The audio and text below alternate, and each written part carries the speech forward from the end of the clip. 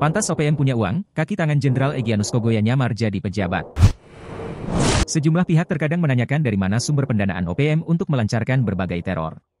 Kini, sedikit banyak jawabannya sudah terkuak setelah kaki tangan Jenderal OPM Egyanus Kogoya ditangkap. Pelaku bernama Rife Kerbea ditangkap Satgas Damai Kartens 2024 belum lama ini. Ia dikenal rajin melakukan tindakan kriminal di Papua. Dikutip dari PMJ News, Rife Kerbea memiliki alias yakni Erik dan alias lainnya adalah Trisna Telenggen.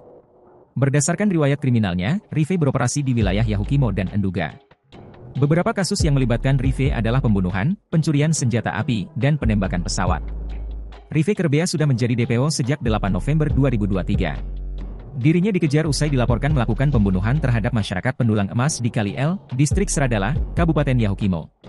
Kasatgas Humas Ops Damai Kartens 2024, Kombes Pol Bayu Suseno, menjelaskan jika Rife ternyata juga merupakan pejabat desa di Kampung Sakpui, Distrik Krepkuri, Kabupaten Enduga.